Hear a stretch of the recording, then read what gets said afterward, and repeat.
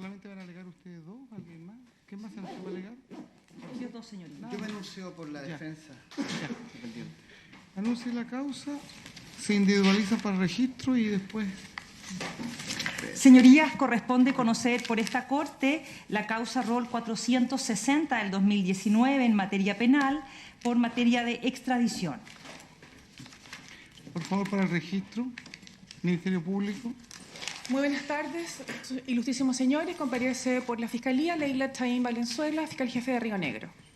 Por la defensa. Señorías, muy buenas tardes. En representación del imputado Zachary Ward, comparece Daniel Medina Berrocal, abogado defensor privado. Hago presente, señoría, que el día lunes 8, recién pasado, presenté un documento consistente en un mandato judicial otorgado por el señor Ward con la debida apostilla, otorgado por el secretario de Estado de Missouri, Estados Unidos, donde consta mi personería. Ese escrito no ha sido proveído, lo que solicito es que se resuelva. Eso es, señorita. ¿Tiene alguna observación? ¿Revisó el documento? Sí, señoría, lo revisé, es el acompañado y tengo observaciones. ¿Procedo de inmediato? Sí, la verdad, señoría, es que tal como se resolvió en audiencia previa ante este tribunal, nosotros consideramos que los vicios que presenta el mandato presentado, valga la redundancia, por el abogado defensor, perviven. Es decir, lo único que se ha hecho distinto a las audiencias previas, ¿cierto? Y se presentó ahora la apostilla, es una apostilla del Estado de Missouri. ¿Qué es lo que acredita esa apostilla? Artículo 345 bis del Código de Procedimiento Civil. Certifica que ese documento fue firmado por la autoridad competente. En la especie, el señor notario que aparece, ¿cierto?, suscribiendo esta especie de autorización como de firma de una persona que no es el imputado, porque lo otro son los mismos documentos que se habían acompañado antes. Es decir, mandato judicial en español firmado no sabemos por quién y no sabemos dónde, escritura privada y acompañado, ¿cierto?, por una certificación que ese documento fue firmado ante un notario por un señor Zach, Z-A-C-H, Ward, W-A-R-D. Nombre del acusado, del imputado de esta causa, Zachary, Z-A-C-H-A-R-Y. Segundo nombre, Reuben Ward o Ward. Nombre distinto. Aquí hay dos líneas argumentativas que, a nuestro entender, hacen insuficiente la personería presentada. Primero, artículo 6 del Código de Procedimiento Civil. Forma en que se debe constituir patrocinio y poder. O en este caso, un mandato que debió constar por escritura pública. ¿Consta por escritura pública el mandato acompañado por la defensa? No. Menos vamos a seguir analizando las otras hipótesis que contempla el artículo 6, porque desde luego no ha sido conferido en audiencia, ni ante un ministro de fe de un tribunal chileno, etc. Sobre el particular, el propio artículo 345 bis del Código de Procedimiento Civil señala a la letra, señoría, si se me permite, en la parte final del inciso segundo, dice, bueno, primero se refiere a las certificaciones oficiales que han sido asentadas sobre documentos privados, tales como menciones de registro, comprobaciones para la certeza de una fecha y autentificaciones de firma. Podrán presentarse legalizadas, no es el caso, ¿cierto? Está la cadena de firmas, el procedimiento largo, o con apostillas, otorgadas con arreglo al artículo precedente y a este, respectivamente. Pero en estos casos, la legalización o apostilla, ¿cuál es el caso?, solo acreditará la autenticidad de la certificación sin otorgar al instrumento el carácter de público. Es decir, tenemos una escritura privada insuficiente para constituir patrocinio de poder en Chile, con una apostilla que lo único que nos dice, y sus señorías ilustrísimas la pueden leer, y lo único que acredita es que ese documento, que está adjunto al mandato en una hoja aparte, fue firmado por el notario, ni siquiera por quien aparece como mandante. Primera orden de idea. Y segundo, señoría, está este defecto, ¿cierto?, que es insalvable, de acuerdo a la ley chilena, nosotros estimamos. Y luego, por supuesto que hay una situación que es aún más grave y que nosotros venimos haciendo presente desde bastante ya rato, ¿cierto?, en esta causa, desde que presentamos el incidente, que es precisamente la nula certeza de que quien haya suscrito este documento, sea de la naturaleza que fuere, sea precisamente el imputado en esta causa. Había consideración de lo anterior, desde luego, su señoría, que el simplemente hecho de presentar esta apostilla no subsana el vicio que nosotros hicimos presente y respecto del cual este ilustrísimo tribunal ya se pronunció en audiencia previa. Por lo tanto, existiendo la misma razón, debe existir la misma disposición y por lo tanto debe, tal cual como se resolvió previamente, esta causa o el imputado debe ser representado el día de hoy por el defensor de la Defensoría Penal Pública, que además, por cierto, se encuentra presente y noticiado de esta audiencia. Gracias. Señor Medina. Sí, señoría, entendemos, comprendemos todas las aprehensiones que ha manifestado el Ministerio Público. La verdad es que nosotros primero tuvimos comunicación epistolar con el señor Ward, también a través de un abogado que lo representa desde el punto de vista corporativo, relacionado con la empresa para la cual presta servicios. Se transmitió la necesidad de subsanar el defecto que fue advertido por el tribunal en la audiencia pasada. En ese sentido, señoría, se nos hace llegar este mandato donde estimamos que satisface todos los requisitos que, de acuerdo a la ley norteamericana, es suficiente para poder entregar o conferir poder. Esto se sometió al procedimiento de legalización de documentos públicos extranjeros, que está contenido en el convenio de apostilla del año 2016. Y en tal sentido, señoría, creemos que aquí queda en evidencia que el señor Ward es quien aparece suscribiendo este documento, que ha sido autorizado ante un notario público, que fue una de las grandes aprehensiones que tuvo el Ministerio Público inicialmente, y en tal sentido estamos investidos, señoría, para poder comparecer. Esto no cabe duda, señoría, que lo que finalmente va a significar es que el señor Ward pueda ser representado por el abogado quien habla, en quien ha depositado su confianza, que creo que es una garantía esencial, básica, del régimen procesal penal que nos gobierna. Por lo tanto, solicito pronunciamiento respecto de nuestro escrito y se nos permita intervenir en representación del señor Ward. Eso es todo. Gracias. El tribunal va a resolver. Le solicito que abandone la sala y que cierre la transmisión.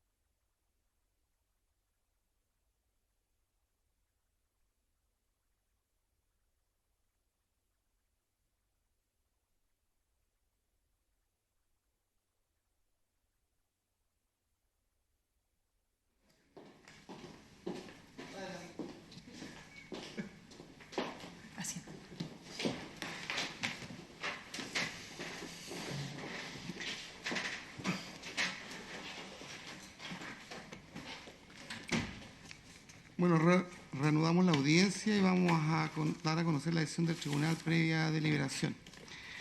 Teniendo en consideración los cuestionamientos que ha levantado el Ministerio Público respecto de la comparecencia del señor Medina en su calidad de representación del extraditado, cabe precisar en primer lugar que, si bien es cierto, en la audiencia previa el tribunal desestimó la documentación que acreditaban la designación que se le había encomendado, no es menos cierto que el cuestionamiento que elaborara en esa oportunidad la Fiscalía se vinculaba principalmente con la falta del cumplimiento de las condiciones establecidas en la Convención de la Haya respecto de su legalización mediante, en este caso, de apostilla, cuestión que, de examinado el documento por el tribunal, parece satisfecho debidamente en esta oportunidad.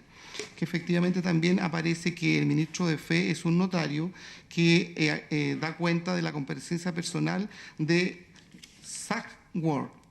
Entendemos que no existen antecedentes que nos permitan en esta oportunidad, con solo la argumentación de la Fiscalía, desestimar que sea una persona distinta de aquella que es objeto de este procedimiento. Que por otro lado, y desde el punto de vista estrictamente procesal, las argumentaciones que se vertieron en la audiencia anterior debieron comprender todos aquellos cuestionamientos que surgían en relación con el documento en cuestión, de manera que no parece oportuno que nuevamente se levante un incidente de la misma naturaleza, habiendo precluido el derecho para formular todas las argumentaciones que se vinculaban con la validez del documento y de la encomienda que se había hecho al señor Medina. Que por otro lado, el artículo 19, número 3 de la Constitución Política establece el derecho de defensa letrada y que en concepto de este tribunal, el artículo 102 del Código Procesal Penal establece como derecho de todo impugnado a designar un defensor de su confianza, sin que se establezca en dicho cuerpo legal, atendida principalmente la desformalización de los procedimientos penales, que esta designación deba cumplir con las exigencias más estrictas que establece el Código de Procedimiento Civil en el artículo 6 respecto a la comparecencia de juicios civiles. Por consiguiente, estando debidamente establecido que se le ha hecho el encargo de asumir la defensa al señor Medina, se admite su comparecencia en virtud del documento que se ha acompañado a esta audiencia, el que se tiene presente para todos los efectos legales, desestimando las argumentaciones del Ministerio Público sobre el particular. Aquí está el documento, entonces vamos a proceder en consecuencia. Ministerio Público, este viene apelando. No hay una apelación, viene el Ministerio Público. La escuchamos. Señoría, La relación, si me previa permite, relación. Sí, voy sí, a hacer una muy breve por supuesto. relación respecto a lo que esta Corte debe conocer por mandato Sí. especial del artículo 433 del Código de Procedimiento Adelante. Penal. Señorías, lo que esta Corte debe conocer el día de hoy en materia de extradición es precisamente lo relativo al ciudadano neozelandés Zachary Reuben Ward, que ha sido formalizado en ausencia ante el Juzgado de Garantía de Río Negro el día 26 de abril del año 2019. A él, señorías, en esa oportunidad, también por mandato legal, le asistió la defensora penal pública Sandra Zamora y se le comunicó en ausencia su formalización como autor del delito de maltrato animal con forma 291 bis del Código Penal en carácter de reiterado por hechos ocurridos entre el 2012 y 2013 en distintas oportunidades y momentos en la comuna de Puerto Octay, en su calidad de gerente a la época de producción de la empresa Manuka por maltrato injustificado de más de 1.500 terneros machos con la finalidad de darles muerte. Señorías, el Tribunal de Garantía, al momento de conocer de esta formalización en ausencia y dárseles a conocer los requisitos que la norma del artículo 431 dispone para los efectos de que la solicitud de extradición sea acogida y remitidos los antecedentes a la Corte, no dio lugar a la misma por entender que no se cumplía con el principio mínimo de gravedad. Aquello fue materia de recurso de apelación, esta Corte lo conoció, lo que fue revocado por entender que precisamente la pena del delito en cuestión, del 291 bis, sí se enmarca dentro de esta penalidad mínima de 1 año, que es la que la norma 431 contempla. En esas condiciones es que al día de hoy y en el marco del artículo 433, esta Corte debe conocer con esta relación pública de inicio lo relativo a la extradición del ciudadano Ward ya mencionado. Gracias. Se le concede la palabra al Ministerio Público, entonces. Muchísimas gracias. Bien, con la venia de este ilustrísimo tribunal, el Ministerio Público viene a solicitar se conceda la extradición del imputado ciudadano neozelandés Zachary Reuben Ward. Como se ha señalado en la relación previa, esta persona fue formalizada en ausencia, de acuerdo, lo señala la ley, el día 26 de abril del año 2019 por el delito reiterado de maltrato animal consistente en dar muerte durante los años 2012 y 2013 a una suma aproximada entre 700 y 1.500 terneros machos al interior de la hacienda Coihueco, de propiedad de la empresa Manuka, en donde esta persona, el imputado, se desempeñaba nada menos que como el gerente de producción, encargado de toda la masa ganadera. La forma comisiva que se le atribuye en la formalización para dar muerte es ya sea ejecutando de propia mano u ordenando a otros ejecutar la muerte de estos terneros machos de manera absolutamente cruel, que incluía golpear la cabeza de terneros recién nacidos o con pocas horas de nacidos con un martillo o combo metálico, inyectar aceite quemado o solución eutanásica vía intracardíaca, saltándose todos los protocolos que habían sido coordinados y acordados por la empresa con el Servicio Agrícola y Ganadero y, por supuesto, saltándose toda la normativa vigente en Chile en la Ley de Bienestar Animal, que regula precisamente la forma en que debe darse una muerte digna a los animales. Olvidaba señalar, como también otra forma comisiva, dejarlos morir de hambre simplemente, cuestión que da origen, ¿cierto?, con esta gran masa ganadera, primero a una denuncia por bienestar laboral, en donde trabajadores de la empresa hacen presente, por ejemplo, que no podían dormir durante las noches, precisamente por el ruido que estos terneros, que es bastante semejante a un ruido de un bebé humano, que en las noches no los dejaban dormir porque amanecían, ¿cierto?, llorando de hambre en estas corrales, en estas salas de ordeña, que están distribuidas en distintos sectores, principalmente en la hacienda Coihueco, que tiene una superficie aproximada de 20.000 hectáreas. Para acreditar la concurrencia de los presupuestos del artículo 140 del Código Procesal Penal, en la audiencia previa ante el Tribunal de Garantía también se hicieron valer, entre otros, los antecedentes que dan cuenta.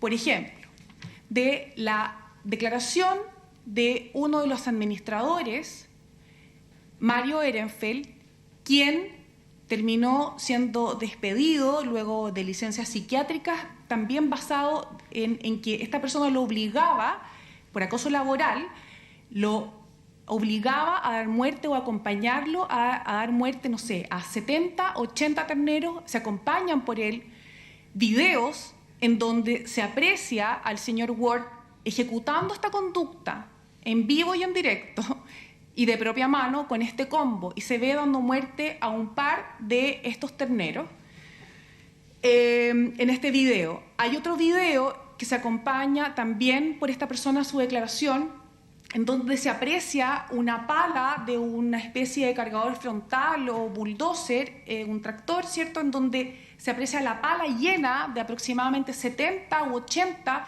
terneros muertos o moribundos, porque ese es otro tema, se arrojaban a las fosas o a las zanjas sin comprobar que estuvieran efectivamente muertos. Hay videos en donde se aprecia terneros moribundos y aún moviéndose, ¿cierto?, al interior de estas zanjas destinadas a la destinación final de los cadáveres al interior de la hacienda.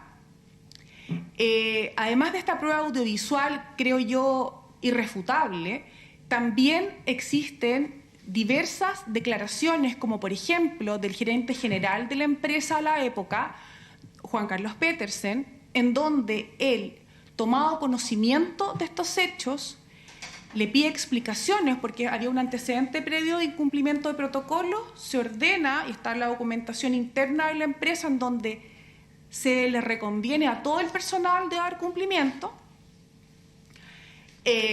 bajo la estricta responsabilidad del gerente de producción, que insisto, él era el responsable de toda la masa ganadera, no había ningún otro responsable directo, porque sobre él solo estaba el gerente general.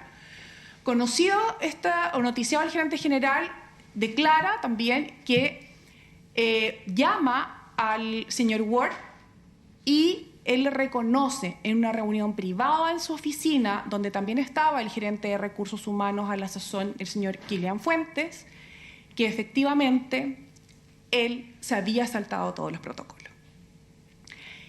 Sobre el punto también está dentro de la carpeta de investigación la declaración, por supuesto, del gerente de recursos humanos en esa época, y en donde se da cuenta de todas digamos, las consecuencias más bien administrativas y laborales que esto tuvo, que fue, en definitiva, que esta persona fue desvinculada de la empresa, lo despidieron, y luego, y yo me atrevería a decir, señoría, que esta, más que antecedentes que fundan el 140, esto se trata, yo diría casi de una verdad procesalmente establecida. ¿Por qué digo esto? Porque el imputado salió del país, fue desvinculado el día 24 de enero del año 2014 y salió del país el día 27 de enero del año 2014, de acuerdo nos informa la PDI, con destino a Alemania.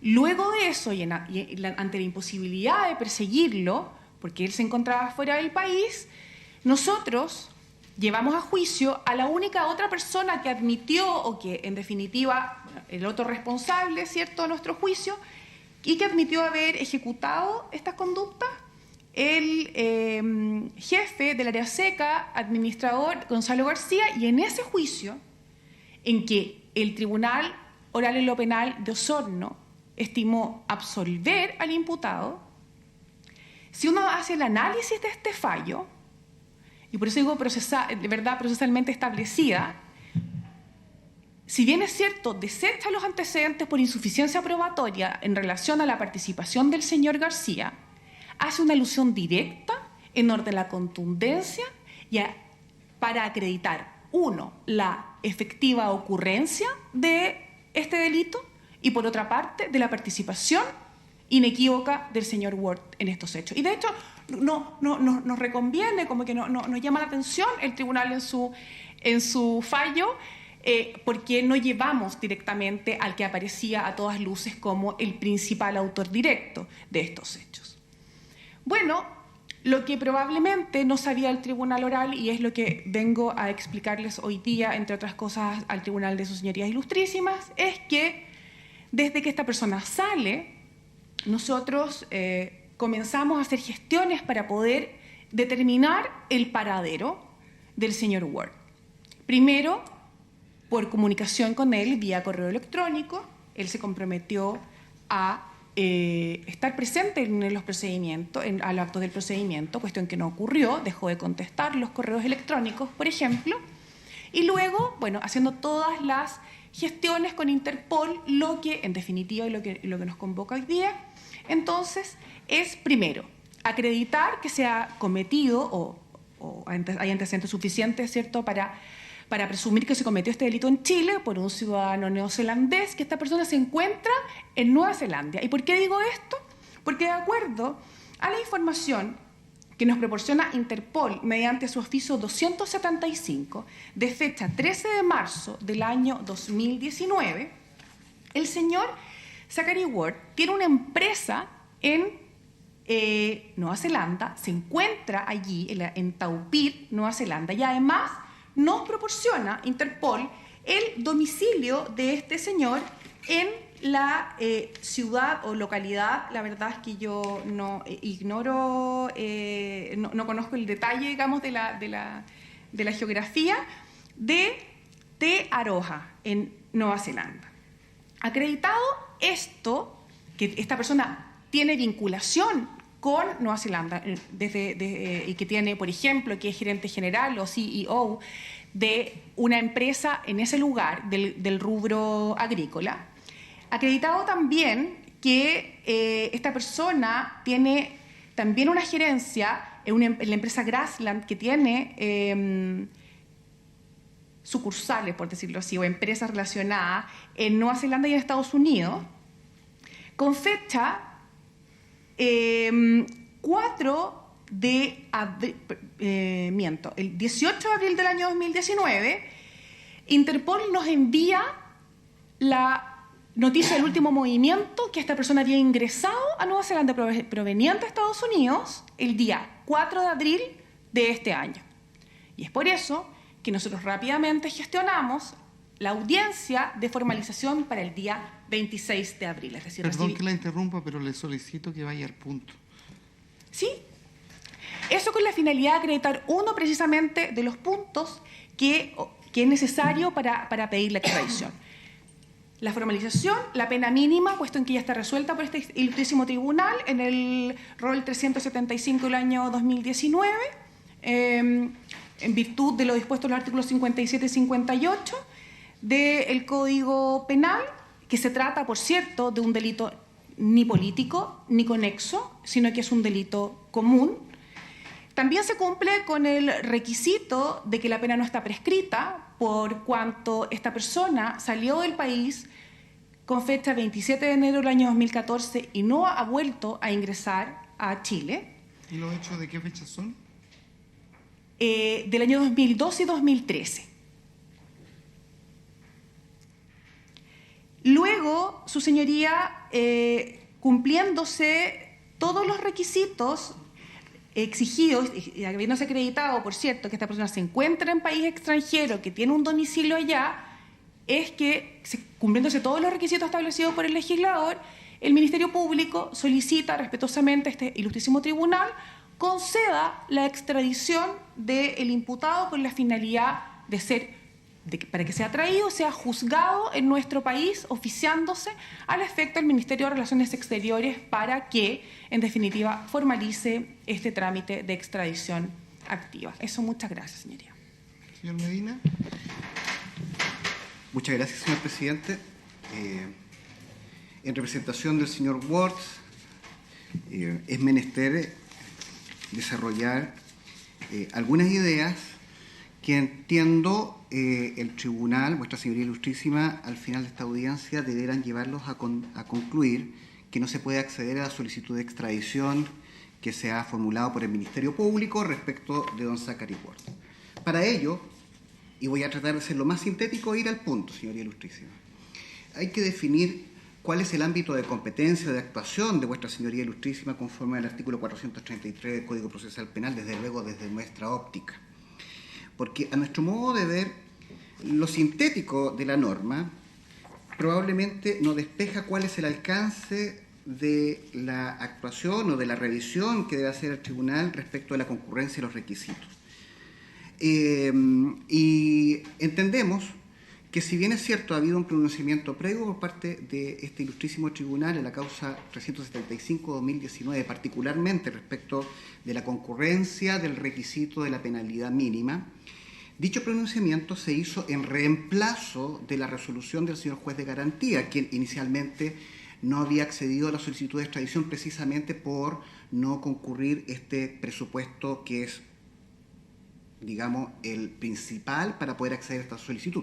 Por lo tanto, en ese entendido, estimamos que vuestra señoría ilustrísima está convocada también para revisar ese aspecto, y en tal sentido voy a desarrollar ideas inmediatamente, señoría ilustrísima. En primer lugar, la extradición activa ha sido reglada escasamente en 3 o 4 o 5 artículos del Código Procesal Penal. Y dado, creo que lo sintético, lo abreviado de las normas, es que el Ministerio Público, el fiscal nacional, instruyó a los fiscales adjuntos en el año 2014, en septiembre del año 2014, a través de un oficio, el 658-2014, que entiendo no es vinculante, de luego en ningún caso para vuestra señoría ilustrísima, pero sí de alguna manera da cuenta de lo que objetivamente debiera desarrollar el Ministerio Público en orden a obtener la extradición de un sujeto. Y en tal sentido, señoría ilustrísima, a partir de la página 10 de este instrumento que voy a dejar a disposición de este ilustrísimo tribunal para su revisión, si así se estima pertinente, se señala cuáles son los pasos que se deben seguir por parte de los fiscales que solicitan la extradición activa. Y concretamente, a propósito de cuál es la intervención o qué es lo que se debe solicitar para ante la Corte de Apelaciones respectiva, así se dice en la página 14, en el contexto de la norma del artículo 433 se refiere que son tres las argumentaciones que se deben desarrollar. Primero, respecto de la concurrencia de la penalidad mínima exigida en el artículo 431. O sea, en otras palabras, no es un asunto zanjado ya, sino que precisamente vuestra señoría ilustrísima está convocada para revisar ese aspecto.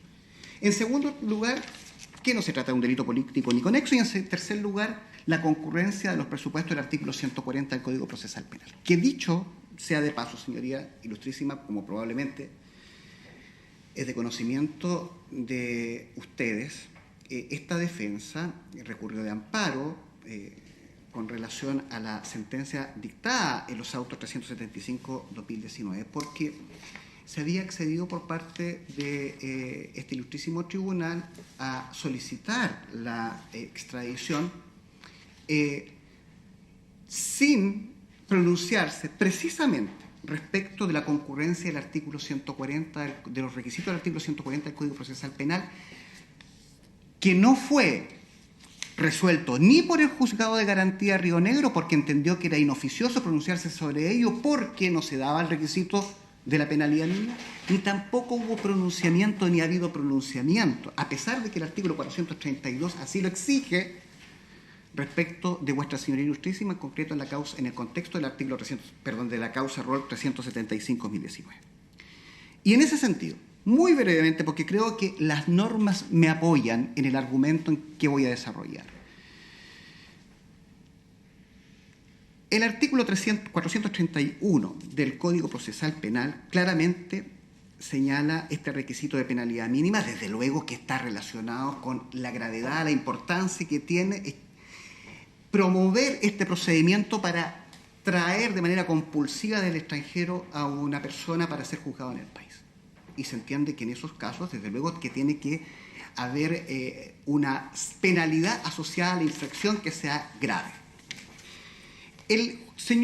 Los ilustrísimos señores que integraron la sala en su oportunidad en la causa ROL 375 estimaron que conforme al artículo 57 y 58 del Código Procesal Penal, dado que el artículo 291 del bis del Código Penal, en el inciso segundo, asocia a esta infracción una pena de presidio menor en su grado mínimo a medio, y tratándose conforme al artículo 57 del Código Penal, entendiendo más bien que cada grado constituye una pena, y encontrándose dentro del grado mínimo el año exigido por el artículo 431, porque estamos hablando de una pena que inicia en los 61 días y termina en los 541 días, entonces la expresión que se utiliza por vuestra señoría ilustrísima en la ocasión es que se comparte la tesis de la Fiscalía y en suma se da por satisfecho este requisito.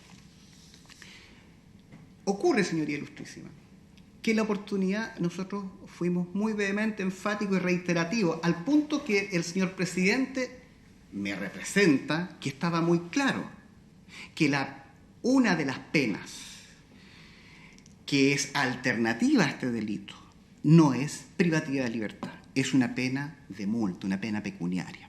Porque el artículo 291 bis señala precisamente que es pena privativa de libertad y multa de 2 a 30 unidades tributarias mensuales o solo multa. Y pese a que eso fue expuesto, fue objeto de discusión en el contexto del alegato que se desarrolló sobre el particular, los señores miembros de la sala no emitieron ningún tipo de pronunciamiento a ese respecto. Y entendemos Pero respecto a esa resolución, usted pidió que se complementara, se rectificara, se No, aclarara. nada. Pero entendemos, señoría ilustrísima, que en tal sentido, y aquí voy, y brevemente, en este instructivo que se le da al Ministerio Público, se indica precisamente que en el caso de de delitos que tengan asociados penas alternativas de multa, no se debe promover el procedimiento de extradición activa. Y por eso estimamos que, en el fondo, lo que está haciendo el tribunal, el Ministerio Público, entender que en este caso no se da el requisito de la penalidad mínima. En el evento en que vuestra señoría ilustrísima así no lo entiende y estime que la pena pecuniaria es la que hay que atender, la pena corporal, privativa de libertad, es a la que hay que atender. Pues bien, nosotros creemos, señoría ilustrísima, que revisando este presupuesto que se dio por satisfecho por el tribunal, hay que tener presente que ni aún en ese caso se debe concluir que este presupuesto concurre. Y muy brevemente cito doctrina, que no es cualquier doctrina, es el Manual de Derecho Penal de los profesores Politós, Matus y Ramírez, donde se indica que este requisito se recoge también en el Código Procesal Penal, que en todo caso prima por sobre el Código de Bustamante, atendía a la reserva con que Chile suscribió este tratado, según el cual, tratándose de extradición activa, se exige para solicitarla que el delito tenga señalada una pena privativa de libertad cuya duración mínima excediere de 1 año. Pero aquí, ¿qué es lo que ocurre? ¿Y qué es lo que señalan los autores?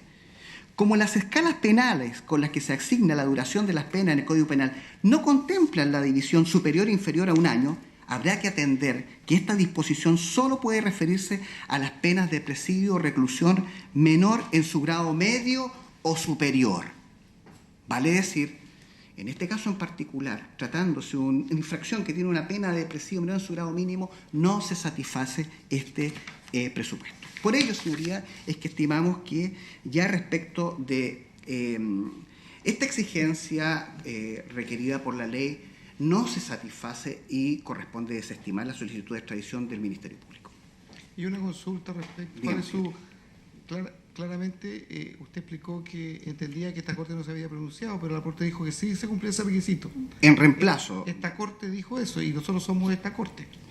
Sí, solicito el revés porque se hizo en reemplazo del pronunciamiento del Tribunal de Garantía. Sí, por eso. pero ya hay un pronunciamiento sobre el particular. ¿Y su petición a dónde apunta? ¿Que nosotros revisemos eso de nuevo? Que se revise y se desestime por los argumentos que ya he señalado. Ya. Y en segundo lugar, desde luego, lo que dice en relación con la necesidad de cautela, porque la verdad, señoría ilustrísima, conforme al artículo 140, no voy a controvertir lo que dice en relación con la existencia del delito y participación del señor Ward, por los argumentos que ha desarrollado la señora fiscal.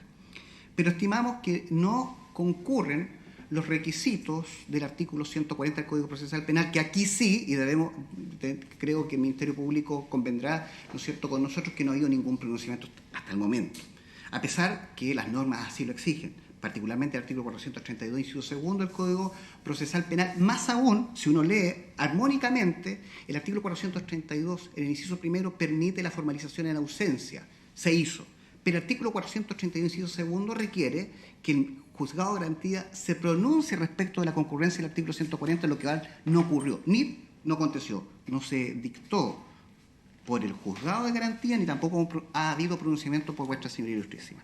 En ese sentido, señoría ilustrísima, creemos que no se satisfacen los requisitos. Aquí estamos hablando que, en primer lugar, el legislador ha entendido que la libertad constituiría un peligro para la seguridad de la sociedad, estableciendo un criterio muy íntimamente relacionado con la pena asignada al delito.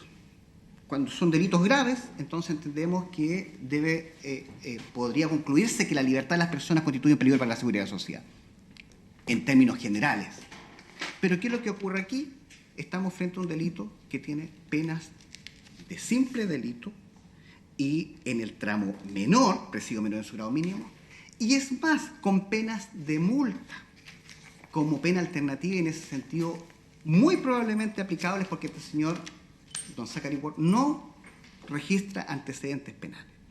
Por lo tanto, estimamos que no puede concluirse que su libertad constituye un peligro para la seguridad de la sociedad. Naturalmente, para la víctima, no tampoco. Para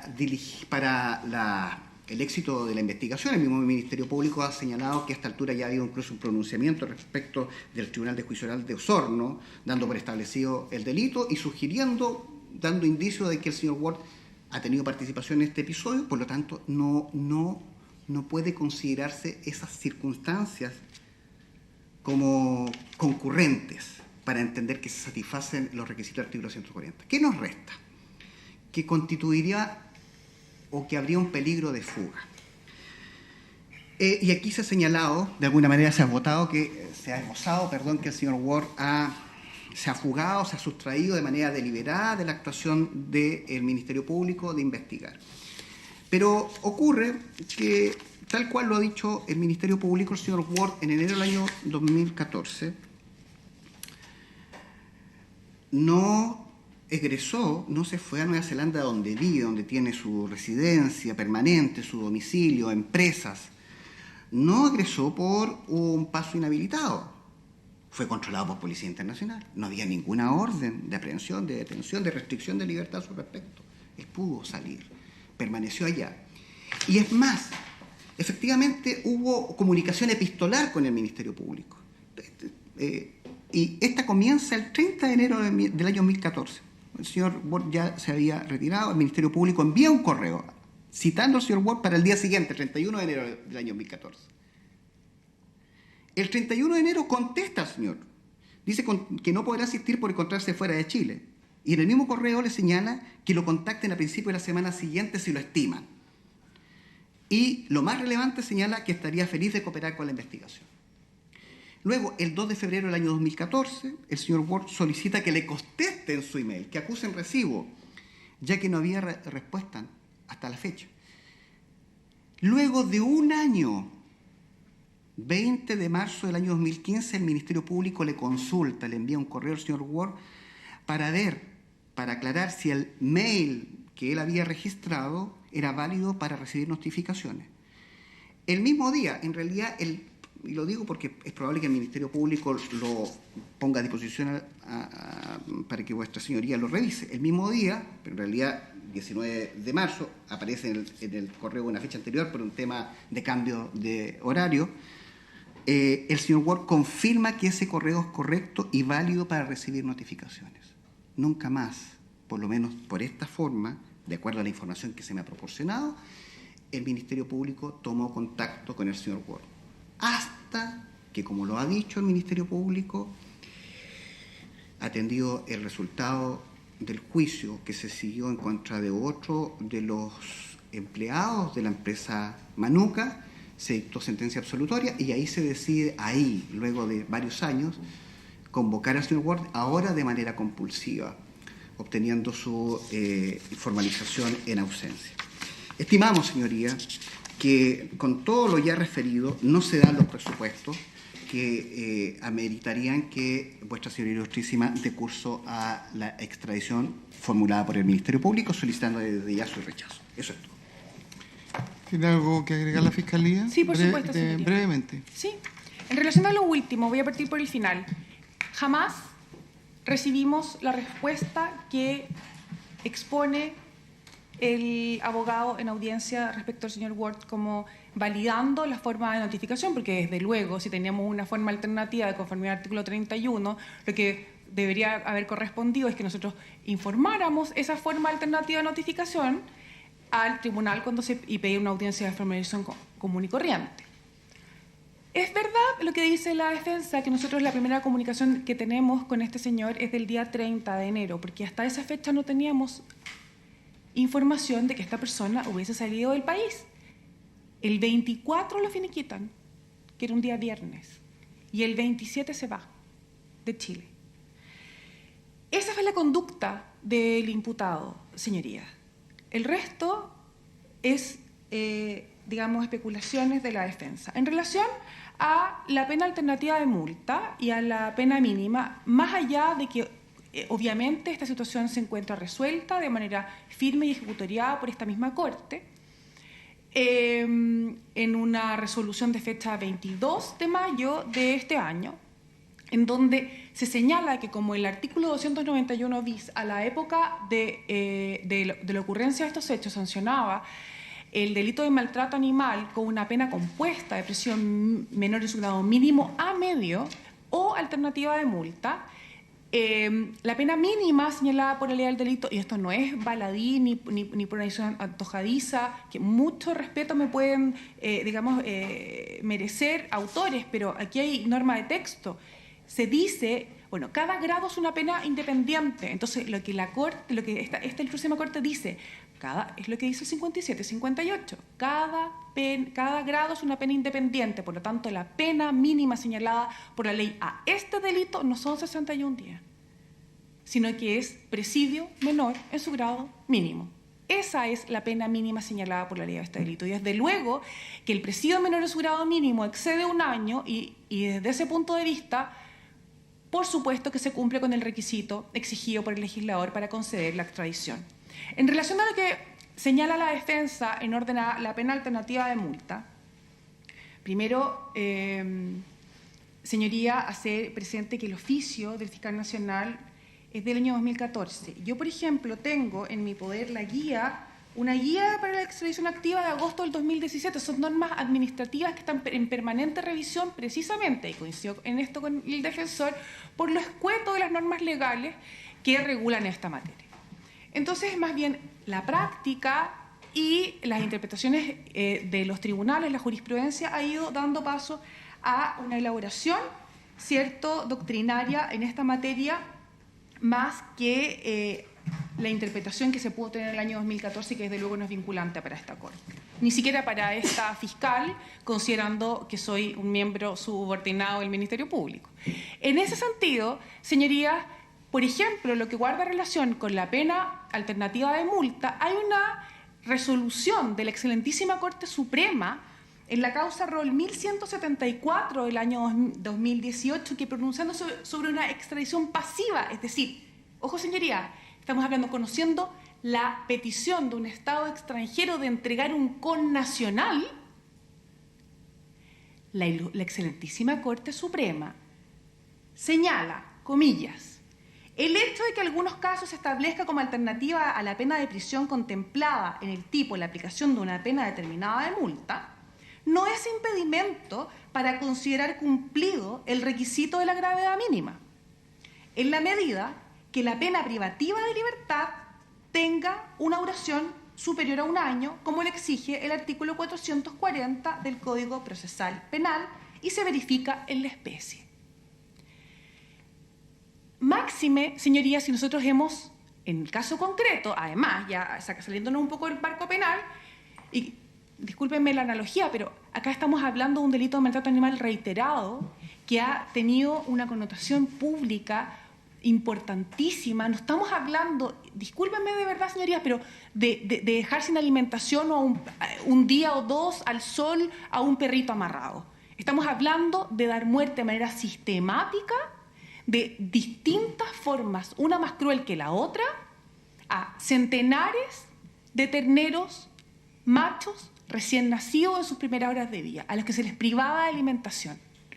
Eso, señoría, creo yo que en caso alguno podría ser sancionado por esta pena discrecional alternativa y facultad exclusiva del juez del fondo, con la multa que se señalaba a la época por el 291 bis. En relación a lo que plantea la defensa, en este sentido, creo que, insisto, está resuelto, pero más allá de esto, no hay argumento de texto que le dé la razón o que avale su petición, menos para pedir que esta Corte pase por sobre lo resuelto por esta misma ilustrísima Corte. En relación a lo que señala la defensa del cumplimiento del artículo 140 y que al respecto no hubo un pronunciamiento en la sentencia de fecha 22 de mayo, ni tampoco por el Tribunal de Garantía, nosotros hemos expuesto todos los antecedentes que dan cuenta del cumplimiento del artículo 140 cada vez que hemos comparecido. Primero, y segundo, se equivoca el defensor cuando cree o interpreta, según lo que yo entiendo de su alegato, como que habría precluido la oportunidad para que el ente jurisdiccional se pronuncie sobre la concurrencia de los requisitos del artículo 140. Es decir, garantía no dijo nada, en la apelación de la causa 375 esta ilustrísima Corte no dijo nada, entonces precluyó. Ya no tenemos 140, no se puede seguir con la extradición. ¿Eso es lo que se pretende? Pues se equivoca y yerra fundamentalmente al olvidar que en el procedimiento de extradición activa, la ilustrísima Corte de Apelaciones falla por disposición legal en única instancia. Por lo tanto, es esta la oportunidad para que se determine, luego de estos alegatos, si se cumplen o no se cumplen los requisitos establecidos por el legislador para dar lugar a nuestra petición. Entonces, al ser un proceso, digamos, complejo que requiere el cumplimiento de varios requisitos, a los cuales yo ya me he referido en la parte principal, desde luego que el Tribunal de sus Señorías Ilustrísimas está facultado para pronunciarse, porque estamos hablando en definitiva de una extradición activa, es decir, la necesidad de extraditar, de traer a un ciudadano extranjero que cometió delitos en Chile con la finalidad de ser sometido a nuestra justicia penal. Ese antecedente y esa resolución, cumpliéndose todos los requisitos establecidos por el legislador, es una atribución exclusiva, privativa y excluyente en única instancia de este ilustrísimo tribunal, porque además, como sabemos, esta resolución es inapelable. Entonces, señorías, habiéndose acreditado, insisto, el requisito de la pena mínima, de que se trata de un delito no político ni conexo, que no está prescrito, que además, sus señorías, se cumple con los requisitos del artículo 140 con la multiplicidad de antecedentes de los cuales la defensa no ha podido decir nada, no ha podido desvirtuar ni un ápice de lo que señalamos, y sobre todo, que olvidé hacerlo presente antes, pero acá no hay un tratado bilateral con Nueva Zelanda que regule particularmente la especie, por lo tanto se deben aplicar los principios generales del derecho, que son precisamente los que nosotros hemos señalado en relación a la forma en que se sanciona este delito en Chile y el carácter del mismo. Eso simplemente, su señoría. Gracias. Para cerrar el debate, le concedo la palabra, señor Medina. Sí, señoría ilustrísima, solo para reafirmar y de esta manera controvertir los manifestados por el Ministerio Público, en orden a que, recuerden, el Ministerio Público refirió que el señor Ward nunca tomó contacto o no habría tomado contacto en la oportunidad en que yo señalé, el 19 de marzo del año 2015, un año después de haberse ido, más de un año de haberse ido, validando su correo electrónico para que lo convoquen. Y de ahí no hubo más contacto. Existe ese correo electrónico. Efectivamente fue en respuesta, y lo voy a poner a disposición de la señora fiscal para que lo revise. El día 20 de marzo se envía por parte de don José Vivallo, abogado de la Fiscalía Río Negro, una consulta al señor Ward preguntándole en resumen, ¿no es cierto?, si se le puede notificar o si puede señalar alguna residencia actual en Nueva Zelanda. ¿Ya? Eso se formula.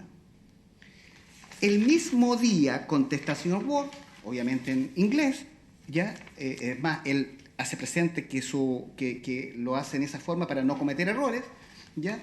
Dando cuenta y confirmando que ese correo es el correcto, remitido al señor José Vivalo a su correo electrónico, a la cuenta minpublico.cl. Es el último, para que lo revises. Por ello es que no nos encontramos frente a una persona que se haya fugado, que se haya sustraído deliberadamente, más bien el Ministerio Público no ejecutó acciones para poder obtener su comparecencia y solo argumentando lo mismo que ha señalado ante el juzgado de garantía obtuvo su formalización en ausencia. Tampoco se dan los otros criterios del artículo 140 respecto a los cuales yo ya he referido. Eso es todo, señor Luis. Gracias. La causa queda en acuerdo. Se pone término a la audiencia. Muchas gracias.